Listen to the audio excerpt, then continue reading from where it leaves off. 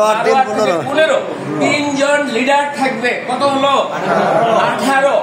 একজন unseen commander থাকবে, কত হলো 19। আর লুকআউট প্লাস হচ্ছে ওই অবজারভেশন রুমের জন্য থাকবে একজন, কত হলো 20। It is the final selection. 12 জন করব, 12 জন 12 অপারেটর। এটা অ্যামেন্ডমেন্ট হয়ে আসতেছে, ব্যাটিং চলতেছে, আমি নিজেই তৈরি করে দিছি তারা, এটা আমি জানি। যদি চেঞ্জ না হয়ে যায় তাহলে এটা আসতেছে 20। এটা আমি বুঝাই দেই, এটা নিয়ে কথা আমি বুঝাই দেই। এটা হচ্ছে মিনিমাম ভিজিট টিমের সে যখন দেখবে মিনিমাম এই লোকটা আছে, সে কথা বলবে না। এর চেয়ে ডাউন হয়ে গেলে কথা বলবে। আর এর চেয়ে বেশি যারা থাকবে additional support to fire fighting. Per শিফটে 40 হয় না আমাদের, তাহলে বাকি লোকগুলো এডিশনাল সাপোর্ট কি বলবেন, যে এগুলো এডিশনাল সাপোর্ট করার জন্য রাখা হয়েছে। ক্লিয়ার? আচ্ছা, এইখানে একটা 2-3 দিন ধরে কয়েকটা কাহিনী হয়েছে ওদিন রাত্রে। সেটা হচ্ছে খলিল ভাই, আমাদের গাড়িতে রুজেনবার্গ গাড়িতে কয়টা সিট আছে বসার, বলেন তো? সিট আছে কয়টা? ড্রাইভিং নিয়ে 6 জন। তার মানে হচ্ছে সামনে 2 জন, একজন লিডার, একজন ড্রাইভিং পজিশন, পিছনে 4 জন, তাহলে 6 জন। এটা রুজেনবার্গ। মরিতাতে কয়টা সিট আছে আপনি বলেন? 6 জন। ক্লিয়ার তো? 6 জন বসার জায়গা আছে। তাহলে মরিতা 2টা 6 6 12, 3 6 18। আর 3 জন কোথায় সেট করছি এটা বলে দিচ্ছি। একজন আনসিন কমান্ডার, একজন হচ্ছে কি লুকআউট ম্যান, একজন লিডার হয়ে গেল। ঠিক আছে? তাহলে এই 20 জনের যে একটা তালিকা দিচ্ছি, এটা কি সেটিং বুঝতে পারতেছেন? রবি স্যার আপনাদের এই প্রশ্নটাই করবে, এই যে দিলেন 4 জন আর 2 জন 6 জন, আপনার গাড়িতে কি বসার জায়গা আছে? আপনার কিন্তু হিসাব করে কথা বলতে হবে। এখন যেটা ঘটছে, ওই দিন 4th নম্বর একটা গাড়ি ছিল, একটা রাত নাইটে স্যার খুব করছে যে দেখা গেছে যে 4th নম্বর গাড়িতে কোনো ক্রু দেওয়া হয় নাই এবং ওইটার চেকলিস্ট কেউ ফ্ল্যাগ করে নাই। তো বসদের কাছে আমার বিনীত থাকবে যে অন্তত সেখানে দেওয়া হয়েছিল লিডার এবং ড্রাইভিং পজিশনের গ্রুপ দেওয়া হয়েছিল, কিন্তু কোনো ক্রু দেওয়া হয়নি, যার জন্য ওই শিফটটা হয়নি। তো নেক্সটে ওই গাড়িতে আমাদের এডিশনাল সাপোর্ট, ওই গাড়িটার ইকুইপমেন্টও চেক করতে হবে। তো কোনো এক গাড়িতে যদি অ্যাক্সেস হয়, একটা লোক সেখানে দিয়ে দিতে হবে, অন্তত একজন ক্রু। এটা স্যারের নির্দেশ, আমার কথা। ক্লিয়ার? সো তাহলে আমরা এখানে বিএসএফ সম্পর্কে আমাদের কোনো প্রশ্ন আছে? যতজন লোক একটা শিফটে, যতজন, এই যে 20 এর তালিকা বললাম, এই 20 জনের 20টা সেট থাকতেই হবে, কিন্তু আমাদের অনেক শর্ট আছে, আমি যেটা জানি। এখানে আমার কথা না, দেখেন আইডিয়ালি 1 বিএসএফ পার 2 মেম্বার, এটা আমার কোনো বক্তব্য না, এটা আইকাও গাইডলাইন। ক্লিয়ার? তাহলে আমরা এই পর্বটাও শেষ করলাম। রেসপিরেটরি ইকুইপমেন্ট যেটা শ্বাস প্রশ্বাসের জন্য, সেখানে বলতেছে ওইটাও 1 পার্ট রেসপন্ডিং ফায়ার ফাইটার। যে কয়জন বিমানের ভিতরে যায় ঢুকবে, ওই যে 3টা গাড়ি যাচ্ছে না, ওখানে সবগুলো কি বিমানে ঢুকবে? ঢুকবে না, হয়তো 2টা পেয়ার ঢুকবে, 4 জন ঢুকবে। আমি যেটা টাস্কে কাজ করছি সেখানে দেখেছি 4 জন ঢুকতেছে। তাহলে ওই 4 জন ক্রুরই কি থাকতে হবে? রেসপিরেটরি ইকুইপমেন্ট পুরো যাইতে হবে। কেমন? আমার কিন্তু প্রত্যেকের থাকতে হবে, কিন্তু ফাইনাল যে কাজটা এয়ারক্রাফটের ইন্টারনাল ফায়ারে ঢুকবে, সেখানে সবগুলো পুরো ঢুকবে না, 2 পেয়ার। 2 পেয়ার মানে কত? 4 জন। 4টা অন্তত যাতে আমার রেডি থাকে, মিনিমাম 4টা। এখানে আবার স্পেয়ার, মানে 4টার সাথে আবার 4টা ফেস মাস্ক স্পেয়ার লাগবে, আবার সিলিন্ডার স্পেয়ার লাগবে। কোথায় এটা? এটা 4 ফেস রেসপিরেটরি প্রো ফিল্টার, আমাদের 1 পার রেসপন্ডিং ফায়ার ফাইটার। ব্রিথিং এর স্পেয়ার সেটা তো লাগবে। আচ্ছা, পিএস স্পেয়ার ফেস মাস্ক। বস ও একটা ভালো প্রশ্ন করছে, এটা আমি এত ডিটেইলসে যাই না, বলছি প্রত্যেককে অ্যাকসেপ্ট করে থাকতে হবে। কিন্তু দেখা গেছে যে বাস্তবে রোজেনবারে 6টা দেওয়া আছে, 4টা রেডি আর 4টা রেডি না। সেই কথাটাই বলছে যে পিএস স্পেয়ার ফেস মাস্ক এবং পিএস স্পেয়ার সিলিন্ডার 6টাই আছে, 4টা পরার মতো অবস্থা থাকতে হবে। বিষয়টা বুঝতে পারছেন? ওই জিনিসটা ভেরিফাই করার দরকার নেই, জাস্ট আমি এই নোটটা লিখব। এই যে এই নোটটা, আইডিয়ালি 1 বিএসএফ পার 2 মেম্বার, যতজন ডিপ্লয়মেন্ট থাকবে প্রত্যেকের কি থাকতে হবে। এবার আসেন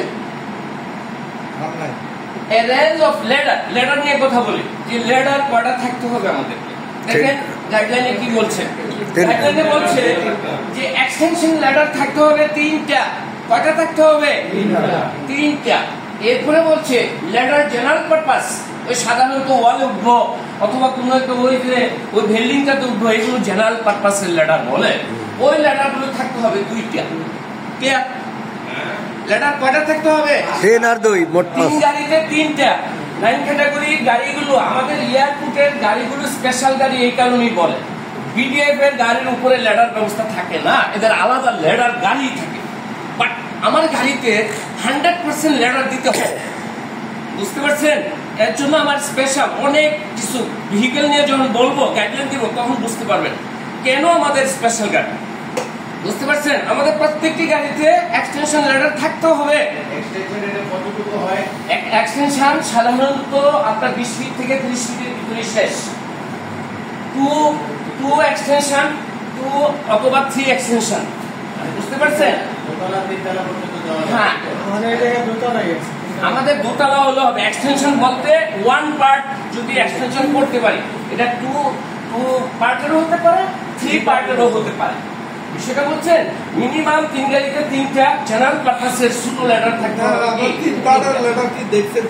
হ্যাঁ, আমি আগে গাড়িতে ছিল, ওই পিছনে ছিল, ওটার পরে ফেলাই দিচ্ছি। ওই যে বছর জানে ওই পিছনে রাখছিলাম 3 পার্টের একটা ল্যাডার। এটা কোন গাড়ি ছিল আগে? আমাদের নতুন গাড়ি। জেনারেল 2টা। আচ্ছা, রোজেনবার্গের গাড়ির ল্যাডার বলেন কয়টা? কয় পার্টের? 2 পার্টের। Extension 2 part, extra 1 part general purpose. বুঝতে পারছেন? আবার ওইটার হুক দিয়ে লাগানো যাবে। ওইটারে যদি ইচ্ছে করেন আপনি 3 পার্ট করা যাবে, লাগে এটা থেকে আবার উঠতে পারবেন। যদিও প্র্যাকটিক্যাল আমরা ওভাবে করি না, শুধু যে ল্যাডারটা এটার এমনি আছে, হুক আছে। হুক যদি কোথাও আটকে দিতে পারেন তাহলে আপনি এই ওইটারও ইউজ করতে পারবেন। তবে ওই পার্টটা শুধু জেনারেল পারপাসে ইউজ হবে। ক্লিয়ার? তাহলে ল্যাডার 3টা লাগবে। প্রোটেক্টিভ ক্লথিং, এটা খুব ইম্পর্টেন্ট, সবাই অনেক প্রশ্ন করবে এই প্রোটেক্টিভ ক্লথিং কি থাকবে। এক সেট প্রতি যদি 20 জন লোক থাকে প্রত্যেকে এক সেট করে থাকতে হবে। এক সেট বলতে বোঝানো হয় কি, আপনার সিকোয়েন্সটা কি বলতে পারবেন? প্রোটেক্টিভ ক্লথের সিকোয়েন্স কি? Boot coat. প্রথমে হচ্ছে কি বোট, না না না না শুট শুট প্রথমে হচ্ছে suit boot, coat helmet, gloves, visor hand gloves. যেহেতু বিএস সেট আগে বলে দিচ্ছি, এখন ওটার দরকার নাই, পুরো সেট এক সেট করে থাকতে হবে।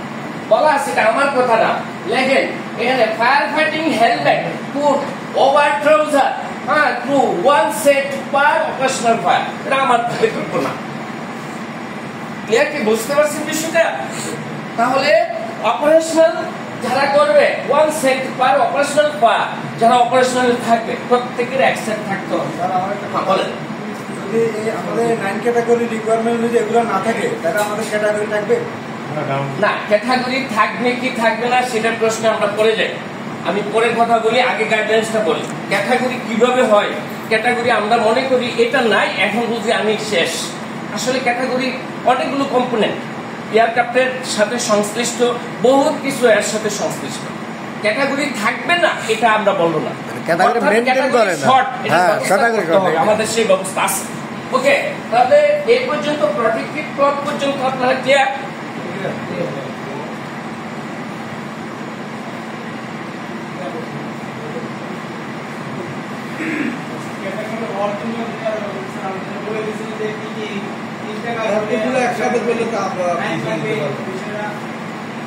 এরপরে দেখেন additional item for the personal protection, এইগুলো দিয়ে দিচ্ছে সারা রাইবার।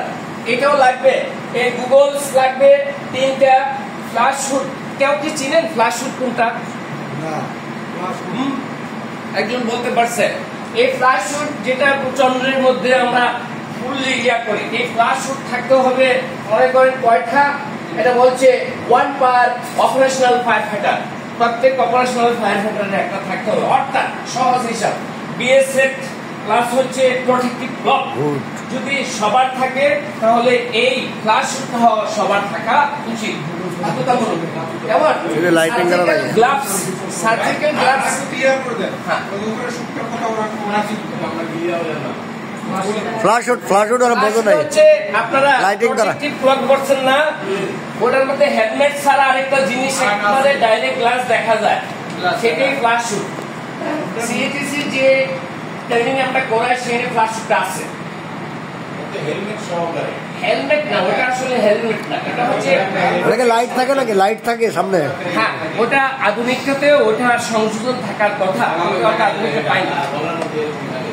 আপনারা ধরে রাখেন যে এটা লাগবে, এই জিনিসটা সার্জারিক্যাল গ্লাভস লাগবে এক বক্স। যেমন এক বক্সে হয়তো কয়টা থাকে, 12টা বা বেশিও থাকতে পারে, I don't know। আচ্ছা, তারপর হচ্ছে ফায়ার, এটা লাগবে ব্ল্যাঙ্কেট ফায়ার রেসিস্টেন্স, এটা লাগবে কয়টা? দুইটা। এখানে ইম্পর্টেন্ট জিনিস আছে, অনেকেই এই জিনিসগুলো ভুল করবেন। এখানে দেখেন যে ব্ল্যাঙ্কেট আমার লাগবে মিনিমাম কয়টা? দুইটা। রুপ লাইন, এই রুপ লাইনের দেখেন 3টা কোণ, একটা হচ্ছে 45 মিটার, একটা হচ্ছে 30 মিটার, আরেকটা হচ্ছে 6 মিটার। 45 মিটার যেটা, সেটা দুইটা হচ্ছে লাগবে। রুপ লাইন লাগবে দুইটা, কেমন? আর 30 মিটার যেটা, এটা লাগবে দুইটা। আর প্রত্যেকের পকেটে একটা করে 6 মিটারের ইয়া থাকতে হবে, রুপ। রুপ লাইন থাকতে হবে।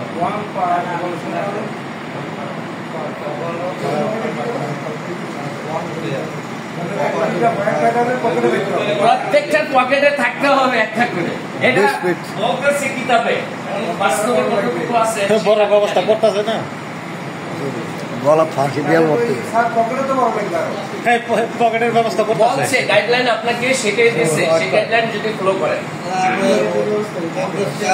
পোশাক পরলে এটার ভিতরে 6 মিটার 12 মিটার ঢুকানো যাবে, পকেট বড় হবে। এখন এটা নাই। তাহলে আমাদের এখানে যে জিনিসটা ছিল range of the general hand tools, কিছু হ্যান্ড টুলস আছে যেমন শাবল, যেটা এটা ওভারহাল করার জন্য যে জিনিসটা দরকার সেটা আমাদের থাকতে হবে দুইটা, বুঝছেন? ওভারহাল শাবল দিয়ে করি নাকি কি দিয়ে করি, কোনটা দিয়ে ওভারহাল করি আমরা?